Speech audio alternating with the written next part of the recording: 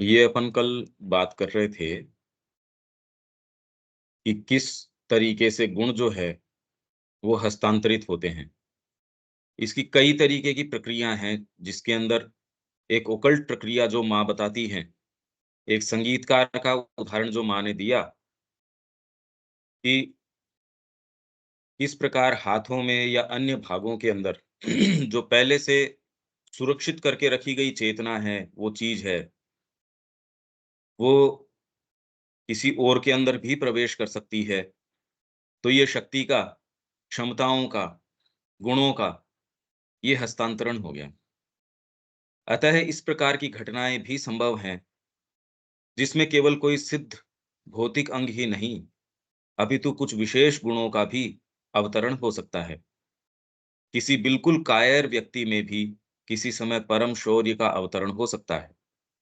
कला आदि के क्षेत्र में तो हमें इसके अनेक उदाहरण देखने सुनने को मिलते हैं। इसके अंदर व्यक्ति तैयारी कर रहा है, अचानक किसी दिन ऐसा हुआ कि कोई उसके अंदर अवतरित हो गया। इनफैक्ट जितने भी ये बूस्ट्स आते हैं या फिर एकदम उछाल आते हैं, वो इसी तरीके से है कि पूर्व की गई तैयारी कोई व्यक्ति जो वास्तव में पात्र है, उसको आधार बना के वो उसके अंदर मैनिफेस्ट कर देती है अपने आप को। नहीं तो क्रम विकास इतनी तेजी से नहीं चल सकता था, यदि ये मैकेनिज़्म न हो, तो ये चल नहीं सकता था। और किसी मात्रा में तो सभी के अंदर ये सूक्ष्म प्रक्रिया चलती ही रहती है। वेदों में इन शक्तियों या क्षमताओं को ऋभु आदि शक्तियों की संज्ञा दी गई है। अब ऋभु का जो वर्णन आया था, वेद के अंदर जिस समय हम कर रहे थे, उससे आप इसको टैली करके वहाँ देख सकते हो कि ऋभु, आर्टिज़न्स ऑफ इमॉर्टैलिटी जो हम बात कर रहे थे, आप उस परिप्रेक्ष्य में जाके इसको अप्लाई करके देखिए, तो ये कि उसकी एक्टिविटी आपको पता चलेगी।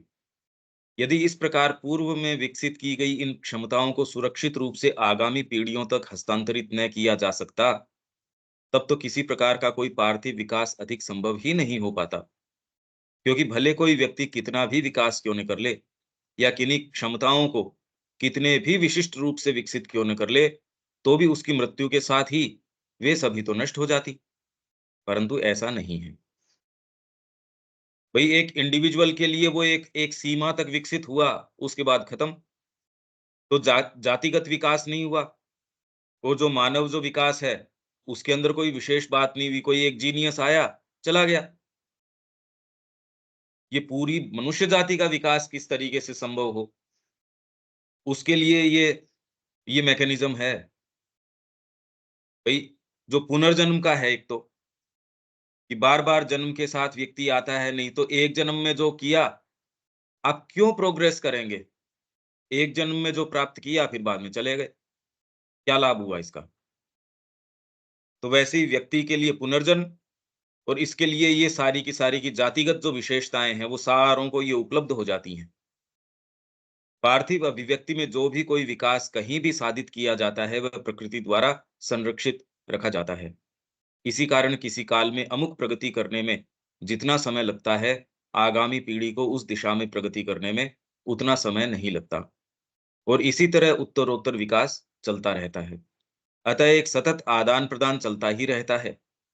पर चूंकि हम सूक्ष्म क्रियाओं को देख और अनुभव नहीं कर पाते, इसलिए उनके विषय में हम अनभिज्ञ रहते हैं।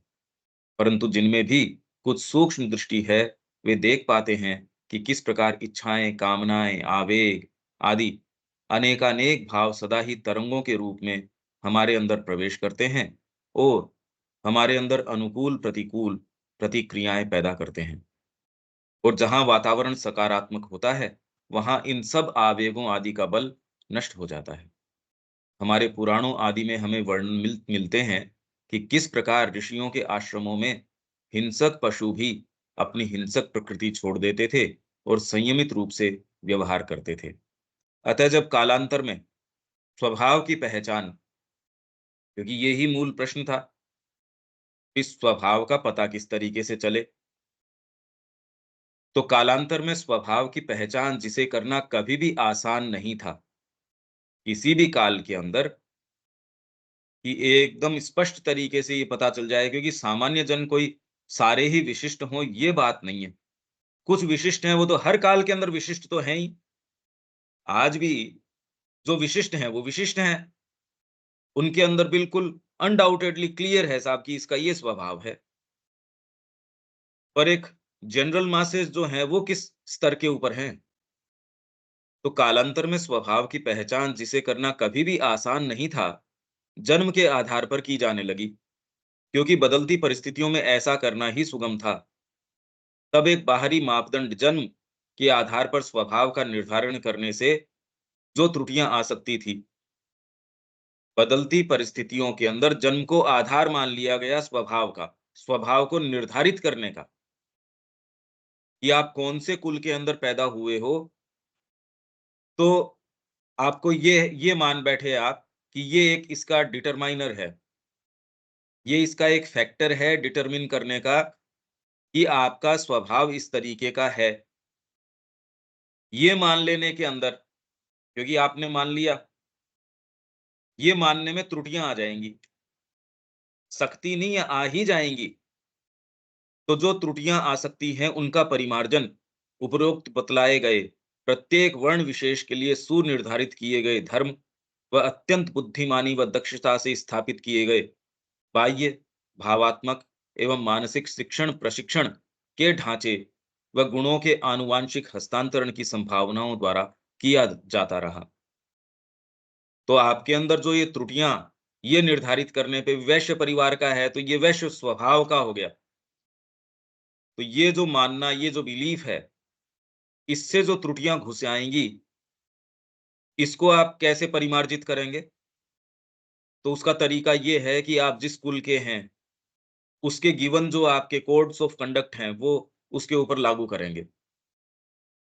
जिससे कि उसमें यदि उस वर्ण का कुछ भी हो, ब्राह्मणत्व है या क्षात्र तेज है, वैश्य वृत्ति है या शूद्र भाव है, इनमें से कोई सा भी अगर तत्व हो, थोड़ा बहुत भी, तो उसको विकसित होने का अधिकतम जो है सुअवसर प्रदान किया जाए, वैसी शिक्षा दी जाए, परिवार के अंदर उस तरीके का वातावरण, वैसी कथाएँ, उस तरीके के आदर्श, हर वर्ण के अपने आदर्श कि देखो बेटा आपने तो ये आदर्श है अपना, हमारा धर्म ये है, ये वाली चीज़ हम नहीं कर सकते।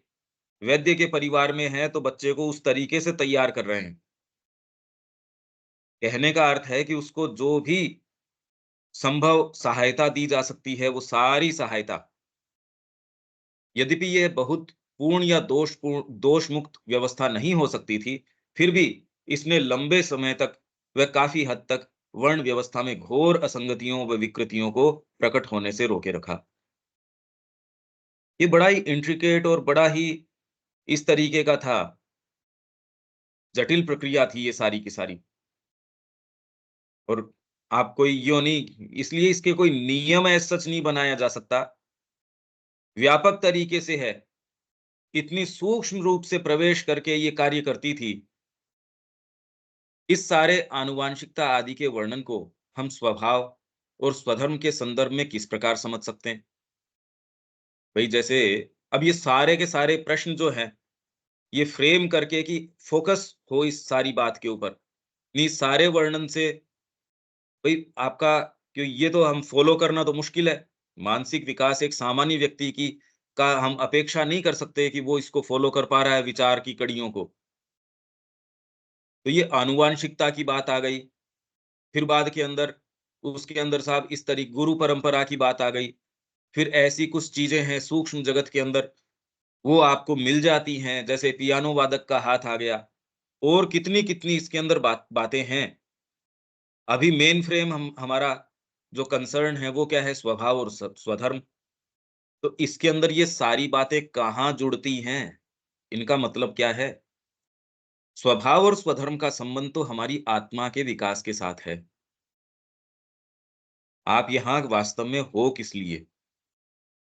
और इसके अंदर ये नहीं कि मैं किस लिए हूँ और आप किस लिए हो या तीसरा व्यक्ति किस लिए है। सारे ही, हाँ, वो यात्रा किस तरीके से लेंगे वो निर्णय उसकी अंतरात्मा करेगी, पर ये विकास सारा का सारा अंतरात्मा का है। इसको स्वीकार करो या न करो। अंतरात्मा यहाँ आई है किसी विशेष उद्देश्य से। उसकी अभिव्यक्ति, हाँ, आप उससे जुड़ के फिर बाद में आप देखेंगे कि मेरे को कोर्स ऑफ एक्शन क्या पकड़ना चाहिए। उसमें स्वभाव और स्वधर्म है, तो ये सारा का सारा जो है आत्मा के विकास के साथ संबंधित विषय है, ये कोई बाहरी विषय नहीं है। बाहरी है भी क्या? भी है सच क्या है बाहरी? जिन सारी शक्तियों आदि की हम चर्चा करते हैं या बाहरी विकास की चर्चा करते हैं, वह तो आत्मा अपनी अभिव्यक्ति के अनुसार तय करती है। तो समझदारी एक्चुअल में शिक्षा के समय से ही इस चीज में है कि माँ तो कहीं भी ये दूसरी बात नहीं कह रही, वो तो कह रही है कि शिक्षा के अंदर अंतरात्मा को सर्वोपरि लेके आओ और सारी चीजों को उसके हाथ के अंदर दे दो। तो और कोई शिक्षा नहीं हो सकती। आप फैकल्टीज डेवलप कर दो, मेरे को जरूरत ही नहीं है। मैं जिस फील्ड के अंदर जा रहा हूँ, उसके अंदर मेरे को इक्विप आप कर रहे हो किसी दूसरे प्रोफेशन से। ये तो आप वैसा करते ही नहीं। अगर कोई कारपेंटर है, तो उसको इक्विप करोगे उस तरीके के प्रोफेशन के लिए जो चीजें जरूरी है। तो ये अंतरात्मा तय करेगी। अगर आपको ये पता नहीं कि इसका प्रोफेशन क्या है, तो एक व्यक्ति की भी तैयारी आप किस दृष्टिकोण से करो? वैसे ही अंतरात्मा की पुकार क्या है, आप कैसे इक्विप करो उसको? आपको ये एक चीज़ तैयार करो जो उसकी अंतरात्मा के लिए न तो वो स्वीकार करे, इसलिए न वो डेवलप हो पाती। आप परेशान करते हो, बच्चे को भी करते हो, आप स्वयं भी परेशान होते हो और राष्ट्रव्यापी रूप से उसका जो बेस्ट पार्ट है, वो आने से रह जाता है। आप जिसको ये कहते हो हमने इसको जीनियस बना दिया, इसके इतने परसेंट नंबर आए, ये तो बिल्कुल फ़ॉल्स मानक है। जो कि परिणाम उसका क्या हो रहा है, वो देख सकते हो। किसी भी फ़ील्ड में उसके जो परिणाम हैं, उससे वो हम देखें ना उसको, जजमेंट तो उसके परिणामों से देखें। हेल्थ के सेक्टर के अंदर क्या हुआ देखो, शिक्षा के अंदर शिक्षा कहीं बची ही नहीं, जहाँ कोई सेफ्टी नहीं है, आपको कैमरे लगाने पड़ रहे हैं। तो कहीं कोई आप नैतिक चरित्र है, उसकी बात तो छोड़ ही दीजिए। तो हम तो इस परिणाम से देखें कि वास्तव में हो क्या रहा है। अंतरात्मा स्वयं अपना परिवेश, मन, प्राण तथा शरीर व उनके गुणों, लक्षणों, क्षमताओं आदि सभी का चयन करती है। और यदि अंतरात्मा अभी अधिक विकसित न हो, तो ऐसी सहायक सत्ताएं होती हैं, ये कल बताया भी था मैंने, जो उसे इस चयन में सहायता करती हैं। अगर अंतरात्मा विकसित न हो, तो वो कौन से परिवार में जाना चाहिए, कौन से परिवेश में जाना चाहिए, इसके अंदर कुछ ऐसी हेल्पिंग एंटिटीज, गाइडिंग इस तरीके की सत्ताएं होती हैं, जो उस अंतरात्मा को जो जो यहाँ आ रही है, उसको हेल्प करती है। और अभिव्यक्ति में किस प्रकार आगे से आगे विकास होता है, उसकी हमने इससे पूर्व चर्चा की है। साथ ही इसमें हमें यह भी ध्यान में रखना चाहिए कि साधना के द्वारा बाहरी ढांचे को किसी भी हद तक बदला जा सकता है। तो कल जो मैं कह रहा था, आपके प्रारब्ध लिख दिए होंगे। स्वयं अगर ब्रह्मा जी भी आके कहें कि तेरे ये हैं, होंगे भई, ठीक है, कोई फ़र्क नहीं पड़ता।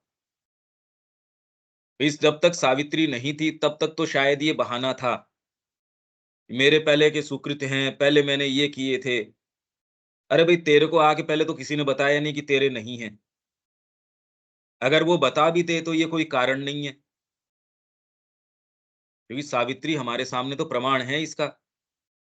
कह रखा होगा ब्रह्मा जी ने, आपको रोक सकता है क्या माता जी की तरफ जाने से कोई? ये कह रखा होगा किसी ने, नहीं मानता मैं।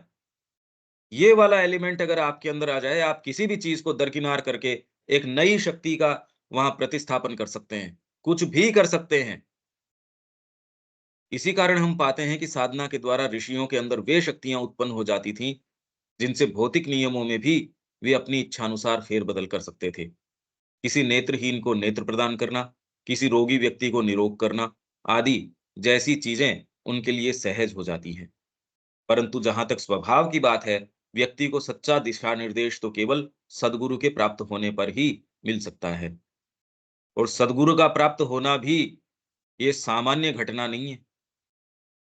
सद्गुरु का पता कैसे चले यदि आप इस चीज़ पे ध्यान दें तो? ये मेरे गुरु हैं। वो सेम व्यक्ति जो मैं बार-बार उदाहरण देता हूँ, 2 मित्र आए, एक को यशोदा माँ में गुरु मिल गया, दूसरा आता है दोनों मित्र। वहाँ वो जाता है कि नहीं, वहाँ उसको अंदर से वो साइकिक शॉक है, वो नहीं महसूस हुआ। वो ही जब पांडिचेरी में माँ के समक्ष जाता है, वो एक छोटी-सी मीटिंग के अंदर एकदम क्लियर हो गया। तो ये बात भी कोई सामान्य चीज़ नहीं है कि आपको सद्गुरु मिल गए, अन्यथा तो अपने सच्चे स्वभाव के बारे में सचेतन होना बहुत ही मुश्किल है। तो हम लोग क्या करें? और अभी ये प्रश्न ठीक है, ये हम इस तरीके से एक व्यापक तरीके से हैंडल किया जा रहा है। अब हम क्या करें?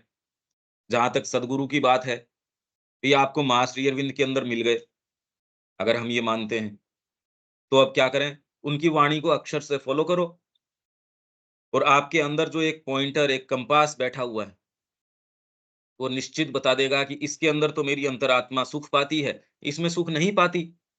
अगर आप सिंसियर हैं, तो ये प्रश्न तो कोई भी करेगा। आप भोजन करते हैं, उसके अंदर भी यार ये भोजन अच्छा नहीं है, आप चयन करते हैं। वैसे ही आपकी परिस्थितियों का, आपकी चीज़ों का, आपका परिवेश का, सारी चीज़ों का आप चयन कर सकते हैं और नव-निर्माण कर सकते हैं। आप बना सकते हैं उस तरीके से। कोई बाहरी नियम है नहीं, दूसरों ने इसके बारे में ये कह रखा है, कह रखा होगा। कि जब आपके अंदर अंतरात्मा बैठी है और वो आपको बता रही है कि मेरे को इसमें सुख मिलता है, इसमें नहीं मिलता। कोई दूसरा इसका निर्णायक नहीं हो सकता। आपके केवल सद्गुरु हो सकते हैं। इस मार्ग पे कोई व्यक्ति आगे गया है, सिंसियर है, उसका शब्द बहुत कीमती है, मायने रखता है। या फिर आपकी अगर अंतरात्मा से आप आपकी सिंसियरिटी है, आप उससे पूछो। भई कितनी बार धोखा खा सकते हो? एक बार खा जाओगे, अगर सिंसियर हो तो पता चल जाएगा ये धोखा है। तो वो धोखा नहीं, फिर बाद में आपको एक शिक्षा भी हो गई। आपके लिए फिर धोखा एज़ सच है नहीं, धोखा भी शिक्षा बन जाएगी। और यूँ यदि आपके वो सिंसियरिटी भीतर नहीं है, तो भले आपके सामने चाबी पड़ी हो, सारी चीज़ें हों, आप कोई प्रयोग थोड़ी करेंगे उसका। न तो पृथ्वी पर और न ही स्वर्ग में देवों के मध्य कोई भी ऐसा प्राणी है जो प्रकृतिजन्य इन 3 गुणों से मुक्त हो। हे परंतप, ब्राह्मणों, क्षत्रियों, वैश्यों और शूद्रों के कर्म उनके स्वभावजन्य गुणों के अनुसार विभक्त हुए हैं। उनके स्वभाव के गुणों के अनुसार उनके कर्म हैं। अब स्वभाव किसको कहते हैं हम? अब ये देखो कितनी विचित्र बात यहाँ आने वाली है। ब्राह्मण को आप कह दो ब्राह्मण ये है, तो अब उसका स्वभाव देखो आप, ये तो प्योरली क्वालिटेटिव है, बाहरी पेशा नहीं है। शांत स्थिरता, आत्म-संयम, तपस्या, शुचिता, सहनशीलता, सरल व्यवहार अथवा स्पष्टवादिता, ज्ञान तथा विज्ञान, मूलभूत तथा व्यापक ज्ञान। ज्ञान मतलब बाहरी चीज़ों का, सारी का। विज्ञान जो आपकी जो मूलभूत चीज़ें हैं, आध्यात्मिक सत्य की स्वीकृति तथा उसका अभ्यास, ब्राह्मण के कर्म हैं, जो उसके स्वभाव से उत्पन्न होते हैं। अब शांत स्थिरता कोई कर्म थोड़ी है या कोई पेशा थोड़ी है। आत्म-संयम ये पेशा थोड़ी है। तपस्या, शुचिता मतलब शौच, सहनशीलता, अब ये तो कोई भी बाहरी कर्म में नहीं आता। तो इसलिए गीता बिल्कुल साफ-साफ किसी भी बाहरी पेशे की या कर्म की बात नहीं कर रही। ये कह रहे हैं ये सारे अभ्यास जो है ब्राह्मण के कर्म हैं, जो उसके स्वभाव से उत्पन्न होते हैं। तो आत्म-संयम तो कोई से वाले के लिए भी हो सकता है। और अगर माँ का कार्य आप कर रहे हैं, आपके अंदर जितनी जिसकी आवश्यकता है, वो स्वयमेव आ जाएगा। आपके अगर अवगुण हैं, वो माँ को जितना आवश्यक होगा वो काम में ले लेंगी। जब आपने अपने आप को दे ही दिया, अगर ये संकल्प आपने कर लिया मैं माँ आपका हूँ, जो है सो है। अरे भई आपको जो मिला है, चाहे वो अच्छा मिला हो या जो बुरा जो भी मिला हो, मैं आपका हूँ। बहुत सीधी बात है। इसको काम में ले वो जानती हैं। उसको कैसे अगर ट्रांसम्यूट करना है तो ट्रांसम्यूट कर लेंगी। उसको रखना है तो रख लेंगी। आपको क्रोध से इनसे क्या दिक्कत हो रही है ये बताओ? और हम अपने खुद के दायरे के ऊपर ये कोशिश करें जी हम इनसे डील कर रहे हैं, क्रोध को रोक रहे हैं, तो आपका जो कीमती समय है इन चीज़ों के अंदर चला जाएगा। समय कितना है हमारे पास और उसमें एक-एक चीज़ आप पकड़ते हो और ये पाते हो कोई दूसरा है वो पहली वाली को ले आएगा। आपने एक के ऊपर ध्यान दिया, दूसरा वाला है आपने एक कुछ सालों की मेहनत करी, पता चला हाँ जी, अब कुछ-कुछ अपन ठीक आए इसके ऊपर। एक दिन अचानक कोई चीज़ प्रवेश करी, हो गया वो तो, खत्म। तो आपने कहा, अरे इतने समय मैंने नष्ट किया है, तो ठीक ही बात है। उसकी बजाय संपूर्ण रूप से जितना संभव है, एटलीस्ट कम से कम संकल्प तो आप ईमानदारी का कर ही सकते हो, और उसमें सारी चीजें एक साथ टैकल हो जाएंगी। और यूं एक एक करोगे तो कोई सी भी नहीं होगी। तो ये गीता का जो विचार है, सब जगह जो ये कहते हैं कि ये पेशा है, अरे पेशा कैसे है? ये कोई पेशा है क्या? आत्मसंयम पेशा थोड़ी है। तपस्या करना कोई पेशा है क्या? स्पष्टवादिता अभी कोई बाहरी कर्म थोड़ी है। सामान्यतः जब कर्म के विभाजन की बात आती है, तब प्रायः ही हम उन्हें बाहरी कर्मों से या पेशे से मान बैठते हैं। जबकि ब्राह्मण के जिन कर्मों का गीता यहाँ वर्णन करती है, उनसे तो सर्वथा स्पष्ट हो जाता है कि गीता का कर्म के द्वारा अभिप्राय किसी बाहरी पेशे से नहीं हो सकता, अपितु ये सभी तो आंतरिक गुण हैं। शांत स्थिरता, आत्मसंयम, तपस्या, शुचिता, सहनशीलता, सरल व्यवहार अथवा स्पष्टवादिता, ज्ञान तथा विज्ञान, मूलभूत तथा व्यापक ज्ञान, आध्यात्मिक सत्य की स्वीकृति तथा उसका अभ्यास। इन सब में अभ्यास को तो हम बाहरी कर्म की श्रेणी में डाल सकते हैं। मतलब लास्ट में कह रहे हैं, इन सब का आध्यात्मिक सत्य की स्वीकृति और उसका अभ्यास। अभ्यास को तो बाहरी कर्म में आपने डाल दिया, परंतु इसके अतिरिक्त आत्म संयम, शुचिता, सहनशीलता आदि तो कोई कर्म नहीं हो सकते। अब यदि इन मानदंडों से हम ढूंढे तो कदाचित ही हमें कोई ब्राह्मण मिले। अब इस मानदंड पे ढूंढो ब्राह्मण, ये तो आप ढूंढ के आ जाओ, चाहे कहीं मिले ही नहीं। केवल ब्राह्मण ही क्यों, गीता जिस जिस प्रकार के गुण चारों वर्णों के बताती है, उस दृष्टिकोण से तो कदाचित ही हमें अपने विशुद्ध रूप में कोई भी वर्ण दिखाई दे। नजर ही नहीं आए एक भी। जो शूद्र की भी बात करते हैं, वो भी कहीं नहीं। इसलिए वर्ण नहीं, अब तो म्लेच्छ है। वर्ण तो एकमात्र आर्य जाति के होते हैं, म्लेच्छों में नहीं होते, क्योंकि वर्ण केवल आर्य व्यवस्था में ही होते हैं। ये हम पहले भी कह चुके हैं कि आर्य का अर्थ है वह जो सदा ही अपने आत्म अतिक्रमण के लिए परिश्रम करता रहता है, और जो अपनी जिस किसी भी स्थिति पर, चाहे वह कितनी भी उच्च स्थिति ही क्यों न हो, संतुष्ट होकर ठहर नहीं जाता। ये प्रश्न अब हम सबको करना चाहिए, कहीं हम ठहर तो नहीं गए? जो भी कोई हमारी स्थिति है, अगर हम ये सोच रहे हैं कि नहीं नहीं, हम तो नित नूतन रोज नई चीजें करते हैं, हम तो रोज अपनी चीजों को ब्रेक करते हैं, नई हमने तो चेन खोली व्यापार की, अरे तो वो तो सारे ही करते हैं। उसको कोई आत्म अतिक्रमण की बात थोड़ी है कि नए आयाम खोल रहे हो। नया आयाम कहाँ है? यूं तो आप दुकान शुरू करते हो, एक ग्राहक आता है, कोई चीज मांगता है, तो आप ये कहते रहे वो पूरी अपने तो रेंज रखो अपने इस चीज की, ग्राहक खाली नहीं जाना चाहिए।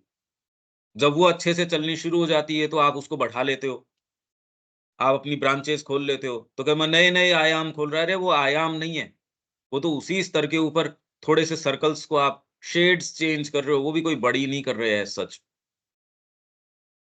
आयाम खोलना तो बिल्कुल अलग बात है। ये हमको देखने की बड़ी गंभीरता से, ध्यान से देखने की आवश्यकता है कि हमारा कहीं प्रस्तरीकरण तो नहीं, फॉसिलाइजेशन तो नहीं हो रहा। और ये सोचने की नहीं, ये तो निश्चित हो चुका है।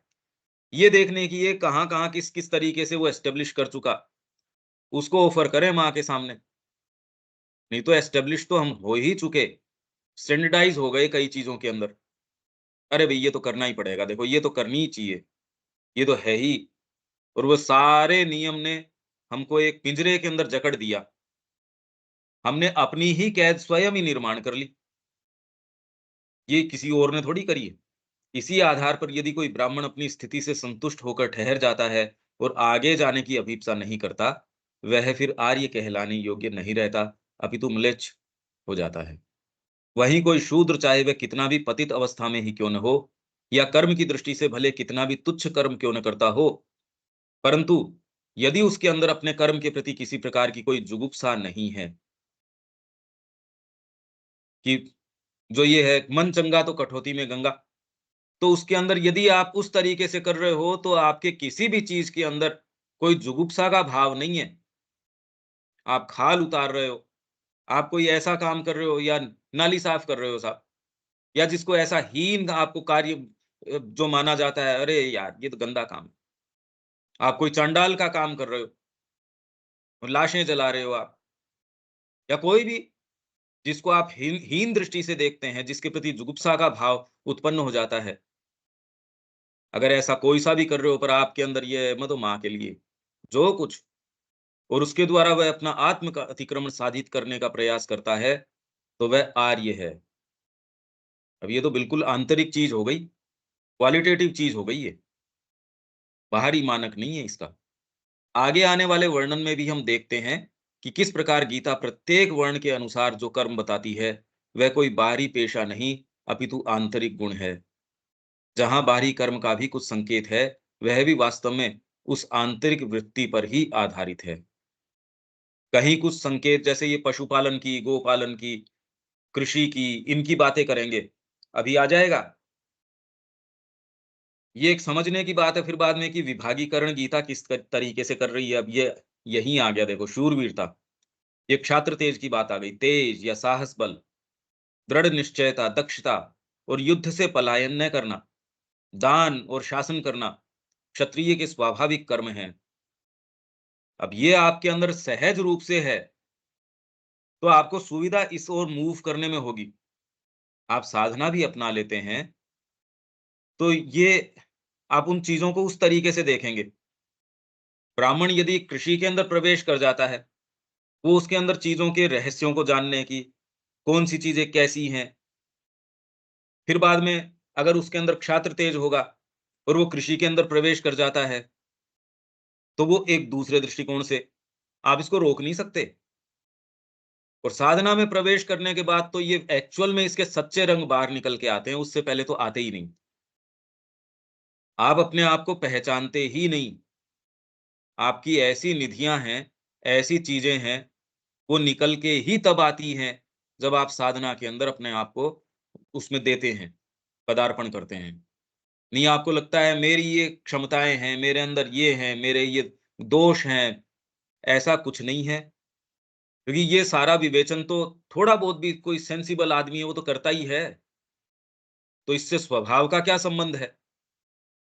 भई कितनी-कितनी पुस्तकें छप रही है, कितनी-कितनी क्या-क्या बातें हो रही है, क्या इतनी बेसिक समझ नहीं है उनके अंदर? अपने आप को देखते भी हैं, अपने दिन का विवेचन भी करते हैं, अपनी डायरी भी मेंटेन करते हैं, बहुत डिसिप्लिन के अंदर हैं लोग। तो ये थोड़ी उनको इतनी बेसिक समझ नहीं है कि अपने आप को कैसे कंडक्ट करना चाहिए। भोजन है बड़ा स्ट्रिक्टली करेंगे, सोने, उठने, बैठने के अंदर बड़े स्ट्रिक्ट हैं, बोली के अंदर बड़े स्ट्रिक्ट हैं, इधर-उधर की बात नहीं करेंगे, ये वो चीज़ नहीं करेंगे, काम नहीं करेंगे। इससे स्वभाव का कोई संबंध नहीं है फिर भी। स्वभाव आप सोचते हो मैं ऐसे ही कर लूँगा स्वभाव, वो तो उसमें प्रवेश करोगे तो उसका कोई सेंस आएगा, यूँ सेंस आ ही नहीं सकता। बहुत डीप चीज़ है ये, इसलिए स्वभाव नियत कर्म, नहीं तो बाहरी कर्म तो सारे कर ही रहे हैं जिनको जो भई जिनको क्षमता है अपना जो बेस्ट करने की, उतना तो कर ही रहे हैं। जो सिंसियर लोग हैं, सो कॉल्ड सिंसियर अपने फील्ड के अंदर, क्या वो नहीं कर रहे? भई हम सो कॉल्ड जो है माँ के संपर्क में आने के बावजूद भी कितना लाइसेंशियस जीवन जी रहे हैं। एक स्पोर्ट्स पर्सन है वो तो बहुत अपने आप को डिसिप्लिन के अंदर रख के चलता है। क्या प्राप्त होता है उससे? कोई स्वभाव में थोड़ी चला गया वो। सेना के अंदर गया है या कोई कोई विचारक है, कितनी-कितनी बातें लिखेगा, कितनी-कितनी देखेगा, समाज को देखेगा, उसके पीछे की कि कौन-सी शक्तियाँ काम कर रही है, सारी बातें करेगा, उससे स्वभाव का कोई दूर-दूर तक लेना-देना नहीं है। स्वभाव तो इन्हेरेंट बहुत डीप चीज़ है और जब तक इसके ऊपर नहीं आते, ये सब बाहरी हैं। यदि इतना सतह के ऊपर होता, तो पश्चिम वाले हमसे ज़्यादा डिसिप्लिन्ड हैं, कभी के ही इसको ट्रेस आउट कर लेते। इतनी सतह पे नहीं है ये। हम जो सोचते हैं, भई हम माँ से जुड़े हैं, हम इससे जुड़े हैं, कदम तो एक उठाते नहीं। तो अभी तक वो चीज़ वो भाग दूर है, तो इसमें हम वहम न कर बैठें। मैं खाली इसलिए बोल रहा हूँ, ये इस सतह के ऊपर नहीं है ये बात। कहीं हम ये गलत मान बैठे हैं, तो ये इस वहम में न फँस जाएँ, बस ये कॉशनरी चीज़ है। नहीं तो आपकी वहीं उसी स्तर पे साधना भी हो जाएगी, सारी चीज़ हो जाएगी, वहम-वहम में। समय आपका चला जाएगा, उससे क्या फ़ायदा? कृषि, गोपालन और व्यापार, वैश्य के स्वाभाविक कर्म हैं। अब ये तो हम वैश्य के अंदर व्यापार तक तो ठीक है, कृषि और गोपालन, सेवा स्वभाव वाले समस्त कर्म शूद्र के स्वाभाविक कर्म हैं। अब यहाँ तो व्यापारीकरण आपने सेवा का भी कर दिया। तो इनफैक्ट किसी भी विकसित देश, विकसित किसको बोलते हो? जिसके अंदर ज़्यादा भाग सेवा का है। गुड्स और सर्विसेज़, सर्विसेज़ जिसके अंदर ज़्यादा हैं, तो इसके लिए आपने अब कौन से को आप विकसित बता रहे हो? और उसके अंदर भाव ये है नहीं, सेवा का। तो और सेक्टर आपने बढ़ा दिया कि 70% ये हमारे सेवा है भई, या इससे भी ज़्यादा है। जो एक्चुअल प्रोडक्शन है, वो तो बहुत थोड़ा-सा है। और उसमें यदि चेतना न हो, सेवा आप कर रहे हैं, नर्स है, मन से है नहीं, उसके क्या मन पड़ा है आपकी सेवा करने के अंदर? ड्यूटी है, वो भी यदि वो ईमानदारी से कर लेती तो ये लगता हाँ भई, ये तो बड़ी देवता है। या डॉक्टर आपसे जितनी उसकी फीस है या जितनी ईमानदारी से ज़्यादा दवाई नहीं लिखता, ज़्यादा ये नहीं, तो कहते हैं भई ये तो इस युग में देखने ही नहीं मिलती है ऐसी चीज़ तो। जबकि एक्चुअल कॉन्शसनेस कहाँ? हेलो, हाँ शब्या जी। या हाँ, सेवा भाव यदि वो पारिवारिक लोगों का सेवा कर रहा है तो शूद्र का कर्म है। हुँ, और पैसा लेके सेवा कर रहा है, जैसे नर्स का हो, टीचर का हो, हुँ, तो उस समय वो वैसे का कर्म कर रहा है। तो ना एक ही आदमी का काम दोनों में विभक्त हो जा रहा है। नहीं, ऐसा नहीं है। यही तो मैंने कहा कि तो अब तो सेवा का भी बाज़ारीकरण हो गया। तो आप जो कह रहे हो वैश्य का ये सारे के सारे जो कर्म हैं, ये जो बताए जा रहे हैं, ये तो आंतरिक हैं। यही तो कह रहे हैं इनका पेशे से संबंध नहीं है। अच्छा, आप कुछ इसका पेशे से थोड़ी संबंध है। यही बात तो मैं नहीं कहना चाह रहा था। किसी किसी में आंतरिक गुण सेवा भाव रहता है और किसी किसी में सेवा भाव नहीं रहता है। तो जिसमें सेवा भाव है तो क्या वह शूद्र है? हाँ, स्वभाव जी, से वो शूद्र कहा है। हाँ, शूद्र छोटा भाव नहीं है, शूद्र तो एक्चुअल में सबसे ऊँचा भाव है, साधना के दृष्टिकोण से। और जिसको हम्म, ये सेवा हम कहते हैं कि हम इसकी थोड़े पाँव दबा दें, कुछ लोगों में ये है, पर ये एक्चुअल में सेवा, सच्ची सेवा है भी नहीं। कुछ में सच्ची ये सेवा भाव, क्या है? हाँ, ये पहले प्रश्न आना चाहिए, सच्ची सेवा क्या है? हम्म, जगदम्बा सच्ची सेवा कर देती है जब उसका संहार कर देती है।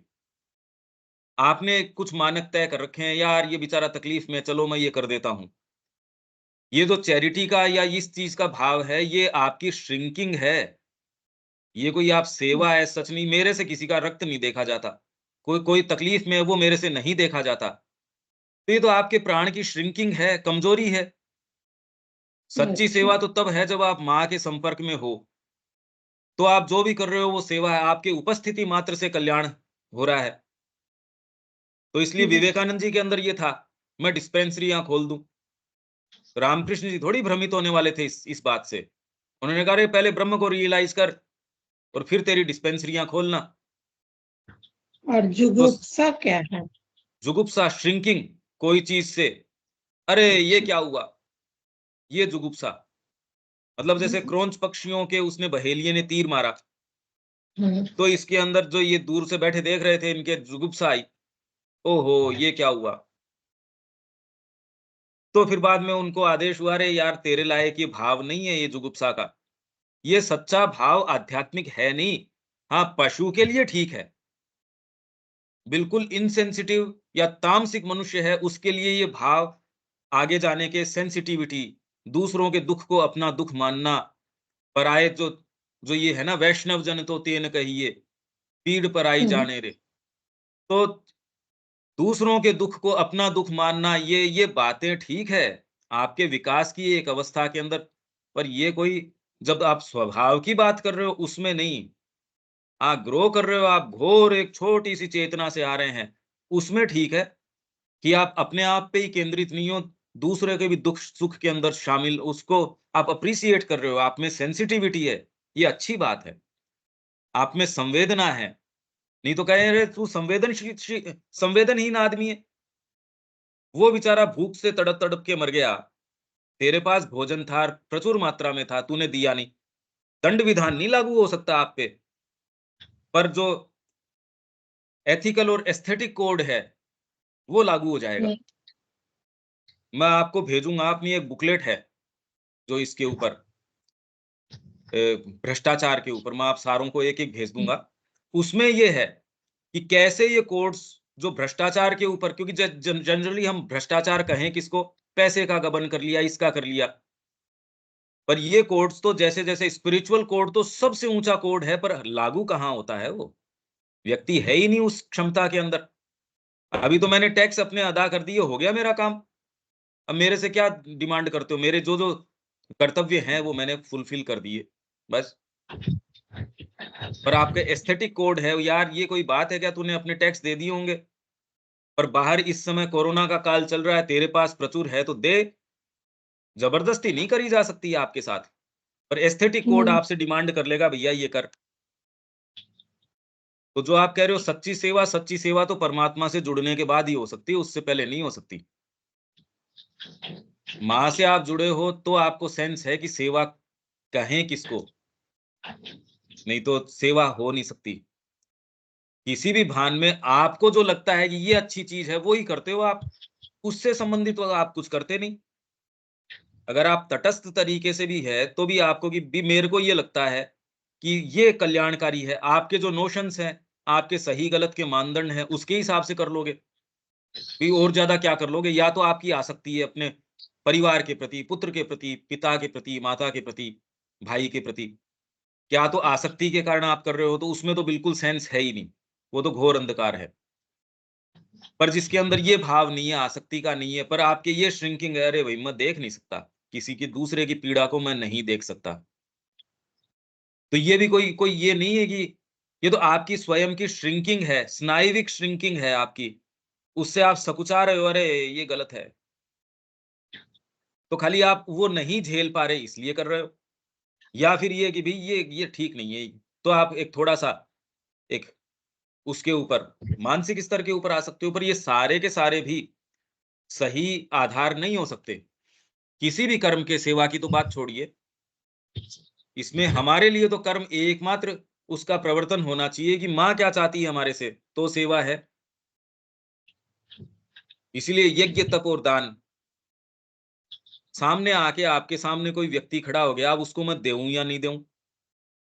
आपको क्या पता ये जाके आप जो पैसे दे रहे हो उसकी शराब पिएगा या नहीं पिएगा? भई आप तो नहीं जानते उसको। आपके सामने कोई कोई एकदम अराइज़ हो गई कोई चीज़, उस इंस्टेंस पे क्या करो? आपके लिए कोई सहायता के लिए आता है या कोई आपको ऐसे कि अरे! ये तो इसको तो हॉस्पिटलाइज़ करना ज़रूरी है। बीच में यात्रा में कोई ऐसा आ गया आपके। अब आपको क्या करना चाहिए उसमें बाहरी कर्म इस पे डिपेंड करेगा, आपकी आंतरिक आपको क्या उस समय महसूस होता है, और उसमें अपने आप में कोई सही गलत नहीं है।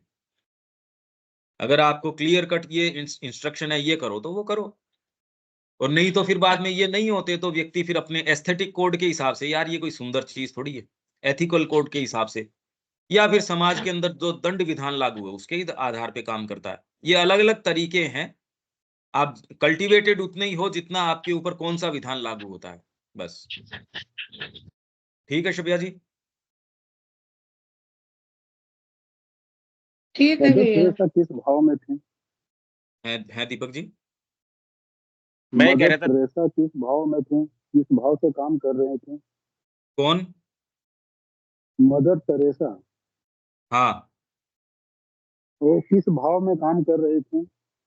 वो तो कह रहे प्रायोजित तरीके से काम कर रही थी। अब जो रिपोर्ट्स जिस तरीके की विवेकानंद जी है और है, उनकी जो रिपोर्ट है, वो तो एक प्रायोजित मानसिकता से काम कर रही थी। बाकी तो देखो अलग-अलग टेम्परामेंट है, अलग-अलग चीज़ें हैं। पर जनरली जितने भी क्रिश्चियन मिशनरीज़ रहे, उनका बड़ा प्रायोजित तरीके का कार्य था। और ये जितनी भी फिलैंथ्रोपी है, चैरिटी है, कहीं न कहीं भगवान के प्रति विद्रोह है ये, जो हम अफोरिज़्म के अंदर पढ़ के गए थे। आप ये देखते हो कि मैं उस व्यवस्था को सुधार दूँ जो भगवान नहीं सुधार पा रहा। अगर माँ आपको क्लियर कट कह रही है तो आप नर्सिंग होम भी तो चला ही रहे हैं पौंडीचेरी के अंदर। पर उसमें ये भाव नहीं है, इनमें अंतर है थोड़ा-थोड़ा। सेवा भाव आपके उस प्रोफ़ेशन में हो सकता है, पर उससे बड़ा भाव ये अरे मैं तो माँ के लिए कर रहा हूँ। तो वहाँ नर्सिंग होम के अंदर यदि आपके सच्चा भाव है, तो मैं पर्सनली इसकी सेवा कर दूं से ज्यादा कल्याण इसके अंदर है। माँ का रूप है ये, माँ का भक्त है। अब सहज आपके जो भाव आएगा वो अपने आप में सेवा भाव में नहीं आएगा। ये वाले भाव से जो सेवा करोगे वो और इंटेंस हो जाएगी, वो और अंतरंग हो जाएगी।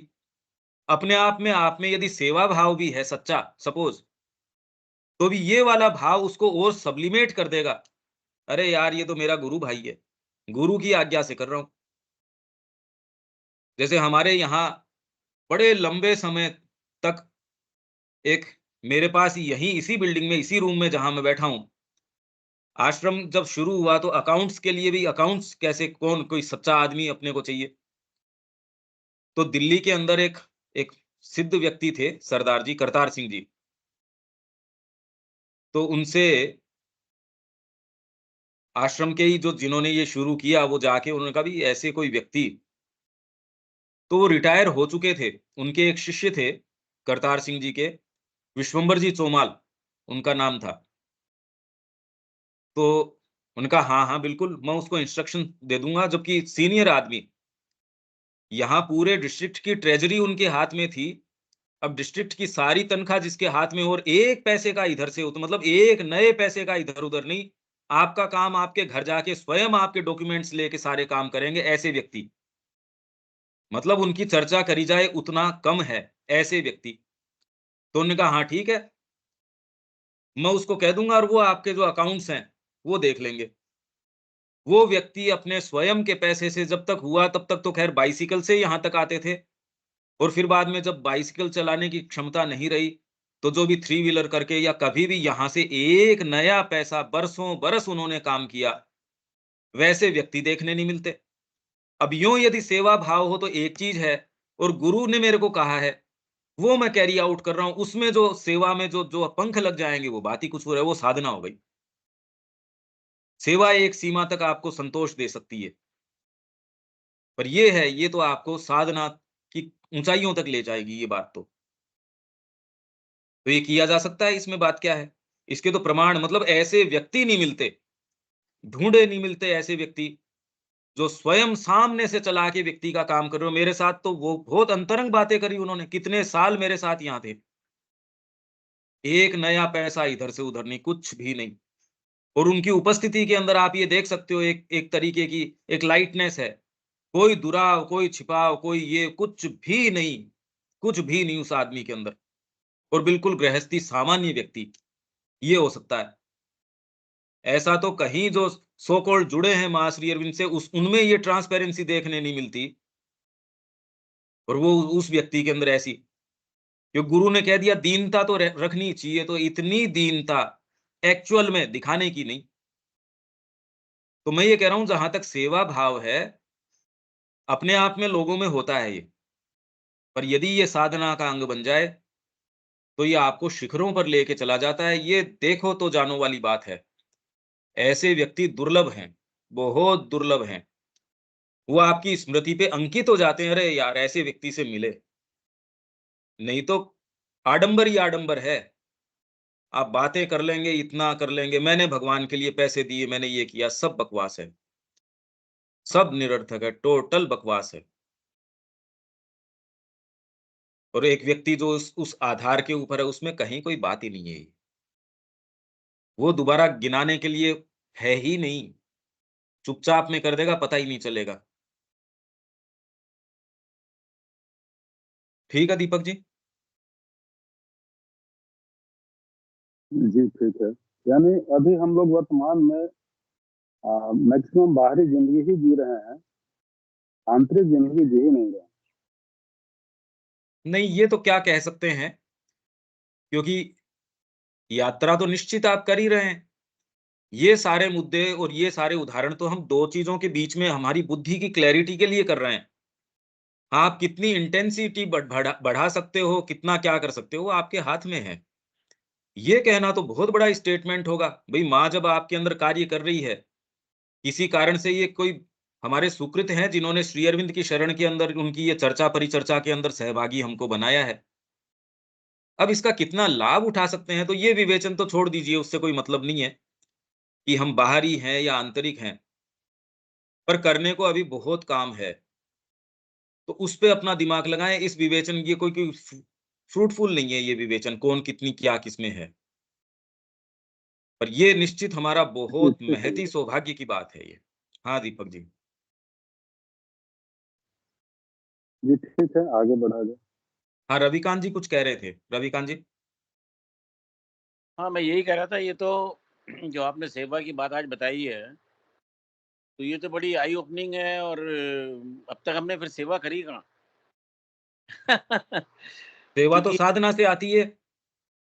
ये तो साधना से आएगी। और हाँ वासुदेवम सर्वम इदम, सब में भगवान देख करके अगर सेवा की जाएगी तो सेवा होगी, वरना तो फिर अपने अहंकार को पोषित कर रहे हैं हम, और क्या कर रहे हैं। बिल्कुल, एकदम, और कोई दूसरा उपाय ही नहीं है। इनफैक्ट तब भी वही होगा, थोड़ा सा कलर सूक्ष्म हो जाएगा, बिल्कुल होगा तो तब भी वही। अहम तो जाता थोड़ी है कहीं। बिल्कुल। अहम तो आपको लास्ट तक आपका साथी है, जो आपको प्रेम से पूरे समय आपके साथ रहता है, वो कहीं नहीं जाता। वहम हो जाता है हमारे कि वो चला गया। तो सेवा पर आप ये दोनों में फर्क देख सकते हैं। आप में सेवा भाव है, सेवा कर रहे हो। एक जो है माँ के अनुसार आप वो काम कर रहे हो, वो सेवा तो बिल्कुल अलग चीज है। अगर आप साइकोलॉजिकली भी ये थोड़ा देख पाएंगे तो इससे डेफिनेटली कई चीजें क्लियर हो जाएंगी। क्यों रविकांत जी? हाँ, समझ रहा हूँ साहब, मैं समझ रहा हूँ। हाँ ये तो दिमाग हिला के रख दिया ना इसने एकदम, बिल्कुल ही आपकी बात ने। अब तक करा क्या? फिर कुछ भी नहीं करा, बस अहंकार को बढ़ाया है, और क्या करा। हाँ, और तो कुछ कर कर सकते भी नहीं हम। वो थोड़ा सूक्ष्म कर देते हैं बस। अच्छा है भाई, इतना भड़का हुआ नहीं रहे, और तो क्या बात है। तो ये अपन ये आगे चलते हैं इसमें। अपने स्वयं के कर्म में निष्ठापूर्वक लगे रहते हुए मनुष्य सिद्धि को प्राप्त करता है। कौन सा कर्म? स्वभाव नियत कर्म। नहीं तो कर्म में तो सारे प्रवृत्त हैं ही। घोर कामी मनुष्य कितना काम के अंदर प्रवृत्त है, तो उससे वो क्या सिद्धि प्राप्त कर लेगा? कुछ नहीं, सत्यानाश कर लेगा वो अपना। अपने कर्म में लगा हुआ कोई किस प्रकार सिद्धि को प्राप्त करता है, वह तू सुन। कि स्वभाव नियत कर्म है, नहीं तो वो दूसरा तो कर्म है ही नहीं। आप कर्म उसको डिफाइन कर रहे हो, वो कर्म है नहीं, वो तो हठ धर्मिता है। कर्म तो वो है जो आप करने के लिए यहां आए हो। आपकी अंतरात्मा भी, आप बाजार गए हो कोई चीज लेने के लिए। अब वहां कर्म क्या है? मैं अपने पिताजी के लिए दवाई लेने गया हूं।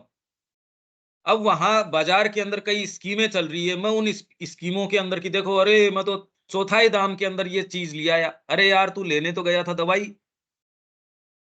तेरा कर्म तो ये है कि यदि दवाई की शॉर्टेज है इस समय, तूने पूरा ध्यान दे लिया, फास्टेस्ट अगर इतनी इमरजेंसी है तो तेरे को जिस भी कीमत में मिल रही है तू दवाई लेके आ। और यदि तेरे पास इतनी कोई इमरजेंसी नहीं है तो चार जगह पूछ के कि उसमें बेस्ट किफायत में।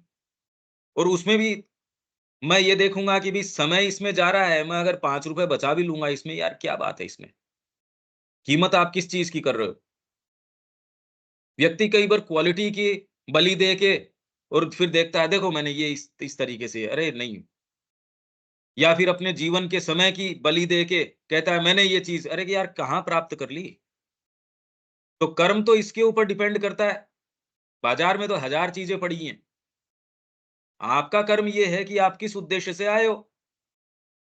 अगर यूं ही आप इम्पल्सिव शॉपिंग करने नहीं गए कि मैं तो साहब इसलिए आया हूं, देखो सामान मेरे को कुछ नहीं चाहिए, मेले में तो मेरा मेरा इंटरेस्ट है, तो एक अलग बात है। आप अपने सुख के लिए गए हो। पर अगर आप कोई उद्देश्य से गए हो वहां, और वहां इधर उधर शॉपिंग करने के लग रहे हो, इधर उधर साइट सीइंग के लग रहे हो, तो ये कोई कर्म हुआ क्या? ये मूर्खता है। ये आज सेशन के लिए मान लीजिए मैं अयोध्या गया, अब वहां मंदिरों के दर्शन करते फिरूं मैं, मेरी एनर्जी उसके अंदर लगाऊं और मेरा जो कार्य है उसमें मेरी एनर्जी बचे नहीं, अब ये कोई बात थोड़ी है। जबकि अपने बिल्डिंग के पीछे ही राम मंदिर है, छत पे खड़े होते हो तो वहां का निर्माण कार्य सारा नजर आता है। ये थोड़ी कि वहां जाके आप घूम रहे हो साहब, ये कुछ नहीं। कर्म इसके ऊपर है कि आपका उद्देश्य क्या है, वो कर्म है। एक स्पोर्ट्स पर्सन है, उसका उद्देश्य जो है उसके अनुसार वो जो वो करेगा वो है। अपने कर्म में लगा हुआ किस प्रकार सिद्धि को प्राप्त करता है मनुष्य, वह तू सुन। जिस परमात्मा से समस्त भूत उत्पन्न होते हैं, जिससे यह सब जगत व्याप्त है, उसकी अपने कर्म के द्वारा अभ्यर्चना करके मनुष्य सिद्धि को प्राप्त कर लेता है। जिस परमात्मा से समस्त भूत उत्पन्न होते हैं, जिससे यह सब जगत व्याप्त है, उसकी अपने कर्म के द्वारा अभ्यर्चना करके, तो कर्म क्या हो गया? अगर वो उसके निमित्त है, पहले तो ये स्वीकार करना कि भी ये सारे उत्पन्न वहां से हैं और आप उसकी सेवा में हो। इसलिए बार-बार हम इसको एट्रिब्यूट किस चीज़ पे करते हैं? माँ पे करते हैं, श्री अरविंद पे करते हैं। हमारे लिए न जगत की अपने आप के अंदर कोई सेपरेट एक्जिस्टेंस है, न उसका कोई अर्थ है। अगर है तो पड़ा रहेगा। न हम ये कहते हैं हम तो अतिमानस लाने के लिए लग रहे हैं। अरे आपके और मेरे द्वारा अतिमानस थोड़ी, इसलिए माँ ने सीधे-सीधे कह दिया यार और बातों में मत जाओ। Keep yourself open towards me, तुम तो मेरे प्रति खुले रहो, बस। और ये बस भी तो नहीं हो पाता। ये तो एटीट्यूड की बात है कि आप हमेशा ही किसी भी स्थिति में हो, माँ को पुकार लो, ओपनिंग हो जाएगी उसके प्रति। अपने आप आपका कर्म है, इस ओपनिंग से अभ्यर्चना बन जाएगा। यूँ यदि आप करो मंदिर के अंदर जाके मैं पत्रम पुष्पम फलम तोयम, अब वो टनों भी चढ़ा दूं तो भी कोई पत्रम पुष्पम फलम तोयम थोड़ी हो रहा है। वो तो जा ही नहीं रही आपकी अभ्यर्चना परमात्मा के पास। वो तो आपके जो निहित उद्देश्य है उससे जा रही है। अब ये कितना साइकोलॉजिकल अंतर आ जाता है चीजों के अंदर। भली प्रकार अनुष्ठित किए गए किसी परधर्म से अपने आप में दोषपूर्ण होते हुए भी स्वधर्म श्रेष्ठ होता है। इसलिए भीतर से माँ ने आपको ये कह दिया बेटा ये कर, वो ही करोगे तो आपको सच्चा सुख मिलेगा। आप व्यापार में हो, यार व्यापार के तो ये मानक है, इस तरीके से फलता फूलता है। अरे तेरे लिए वो मानक नहीं लागू होंगे, चाहे सारों के ऊपर लागू हो जाएंगे। तेरी एस्पिरेशन माँ के प्रति है तो तेरा स्वधर्म जो है वो अलग तरीके का। माँ बताएगी ऐसे करो, इस तरीके से करना चाहिए। अपने स्वभाव द्वारा नियत निर्धारित किए हुए कर्म को करने पर मनुष्य पाप को नहीं प्राप्त होता। नहीं तो माँ आपसे जो चारी है वो नहीं करके दूसरा कर रहे हो। चलो वृंदावन चली आते हैं, आप पाप के भागी हो, आपको कोई पुण्य वुण्य कुछ नहीं होना। माँ आपको चाह रही है कहीं और, माँ एक्टिविटी चाह रही है कुछ और। अरे यार बोर हो गए यहाँ पे, जो मैं कल बार-बार बता रहा था। चलो पांडिचेरी ही चली आते हैं। अब माँ का साक्षात्कार थोड़ी होगा वहाँ आपके। आप माँ से पूछ के गए थे, माँ तेरे कार्य के लिए तू जहाँ रखे वहाँ ठीक है। तो माँ बुला रही थी क्या तेरे को? ये नहीं चलो कश्मीर चली आते हैं, चलो यहाँ चली आते हैं, चलो वहाँ कहीं और कोई हिल स्टेशन के ऊपर चली आते हैं। और इसके अंदर चलो नहीं अपन तो पुरी के दर्शन करके आएँगे, 4 धाम की यात्रा करके आएँगे। आपके लिए नहीं है ये बात। आप जहाँ जाओगे माँ वहाँ आपको उत्तर देगी, बशर्ते माँ के भेजे चल रहे हो आप। आप जो काम करते हो आप माँ के निमित्त करते हो, तो माँ आपके लिए कहीं भी पहुँच जाएगी। और जहाँ सो कॉल्ड इसके स्थान है, आप चाहे पांडिचेरी चले जाओ, वहाँ नहीं मिलेगी यदि आपके लिए उसने नियत कोई दूसरी चीज़ कर रखी है। आपका कार्य दूसरा है। भई आपको कोई ड्यूटी दी कि आप जाके वहाँ कोई ये कार्य कीजिए, जंगल के अंदर ये वाली चीज़ करके आओ, एक्सपीडिशन के ऊपर भेजा। आप चले गए कहीं और। अब बताओ जिस कंपनी ने या जिस मालिक ने आपको भेजा है वो इससे कोई प्रसन्न होगा?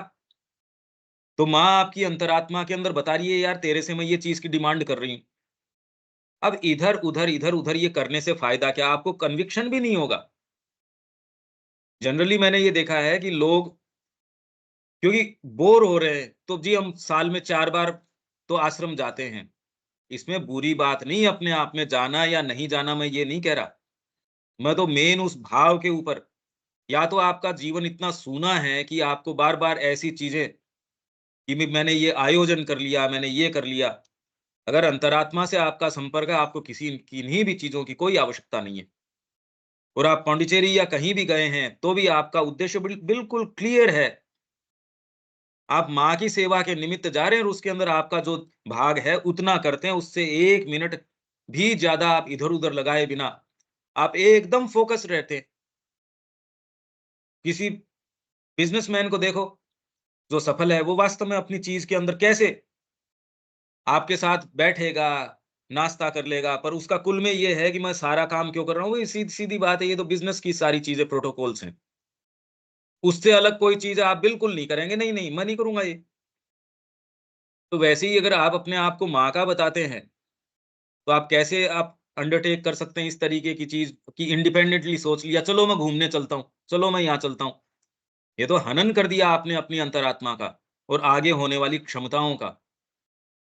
ये ऐसा थोड़ी है, क्या फ़र्क पड़ता है? अरे क्या फ़र्क नहीं, आप अपने आप को ले गए बहुत बरसों पीछे या उस संभावना का आपने हनन कर दिया, वो दोबारा आके कोई ज़रूरी नहीं है आपके द्वार के ऊपर दस्तक दे, कभी नहीं हो। आप फिर बाद में रोते भी लगते रहते हो, जीवन के अंदर संघर्ष चलता रहता है। ये मैं बारीकी से आपको बता रहा हूँ कि स्वभाव नियत कर्म जो है, कहाँ से, किस तरीके से और कैसे पहचानें और ऊपर से जो कई बहाने निकल के आ जाते हैं, चलो ये काम कर लें, वो उसका स्वभाव से संबंध नहीं है। हे कौन्तेय, सहज स्वभावजन्य कर्म को दोषयुक्त होते हुए भी नहीं छोड़ना चाहिए। स्वभावजन्य कर्म है, माँ ने कह दिया, मेरे से सही नहीं हो पा रहा, तो भी उसको सही करने पे ध्यान दो, बजाय इसके कि मैं छोड़ दूँ उसको। मेरा स्वभाव जिस चीज़ का है, मतलब अंतरात्मा उस तरीके की विशेष अभिव्यक्ति करने आई है। अब बच्चा आगे जाके क्या विशेष प्रतिभा होगा, पर पहले दिन बेचारा वो लिख रहा है, क लिखना सीख रहा है, उस दिन कहते नहीं, नहीं दोषयुक्त है, छोड़ दो इसको। ये थोड़ी, तैयारी करवाओ उसकी।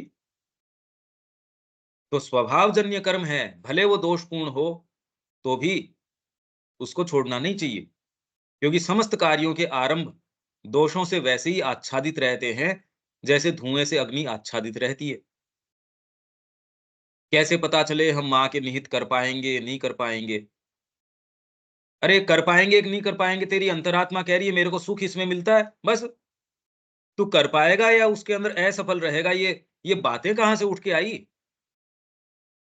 अगर तेरी अंतरात्मा ने तेरे को क्लियर कट ये बता दिया मेरे को इसमें सुख मिल रहा है, और क्या बताए वो आपको? दर्ज तो कर दिया उसने। अगर ये क्लियरली उसने आपकी चेतना के अंदर दर्ज कर दिया, अब आप क्यों भ्रमित हैं? उसको आप करके देखिए, आपके सामने कितना क्षितिज खुल जाता है, मार्ग खुल जाएँगे। बाहरी प्रकृति है, वो बड़े आडंबर लेके आती है, पता नहीं ये होगा, पता नहीं ये, अरे पता कैसे नहीं? क्लियर कट तेरी चेतना के अंदर ये बता चुके हैं कि तेरी अंतरात्मा में माँ के लिए कोई चीज़ है। बस इससे ज़्यादा और चाहिए किस लिए? आपके ये पॉइंटर स्थापित कर दिया गया है और किसी के है नहीं ये। अगर आपको ये विशेष निधि मिली है, तो इसका लाभ उठाइए। इसमें भ्रमित अपने आप को करने की आवश्यकता क्या है? और ज़्यादा जानने की आवश्यकता भी क्या है? अगर तात्कालिक आपको पता चल गया भी ये करना है, बस कर लो यार, उससे ज़्यादा का बवाल किस लिए? माँ कह रही है इससे ज़्यादा का तो मेरे को भी नहीं पता, तो हम माँ से ऊपर थोड़ी चले गए, हमको बड़ी व्यापक रूपरेखा का पता है, हम आगे तक की देख पाते हैं, क्या आवश्यकता है? तात्कालिक ये करूँ या नहीं करूँ, बस उतना आपको क्लियर कट पता है। तोल के देख लो अंतरात्मा के ऊपर, ये नहीं पता चल रहा, तो पता करो, इस पे ध्यान दो अगर आप सीरियस हो तो। वही व्यक्ति करता ही है, बिज़नेस की अपॉर्च्युनिटी ढूँढता है, कितने बरस लगाता है उसके पीछे और आगे से आगे देखता है, सफल कौन है? जो पहले ही भाँप जाता है कि आगे आने वाला समय ये है, तो मैं इतने दौरान इसको वाइंड अप करके अब मैं दूसरी उसमें जा रहा हूँ, क्योंकि अब ये ज़्यादा इसका स्कोप नहीं है, इसका फ्यूचर नहीं है मैं जो व्यापार कर रहा हूँ इसका, ये वाली लाइन है। उसको भी अपनी प्रेरणाएँ तो मिल ही रही है, तो यदि हम दुरुपयोग करें, पता नहीं माँ कह भी रही हैं या नहीं कह रही हैं, उसको कैसे पता चल गया कि आगे आने वाली संभावनाएँ ये हैं? क्योंकि उसके प्रति भक्ति है उसकी निष्ठा है, यहाँ है नहीं, तो आप जो मर्ज़ी सो कर लेते हो, ये सब चलता है। पर एंड ऑफ द डे चलता नहीं है। आप अपनी चेतना की कीमत के ऊपर सारे काम करते हो यदि ध्यान से देखो तो। अगर आपको पोसाता है ज़्यादा कीमत दे के ये सौदा खरीदना, तो वो अब अपने-अपने ऊपर है। ये हम कल पकड़ लेंगे। मेरे ख़्याल से ये जितना क्लियर मैं कर सकता हूँ, उतना और तो क्या करें इसको? धीरे-धीरे और विवेचन आ जाएगा। दीपक जी?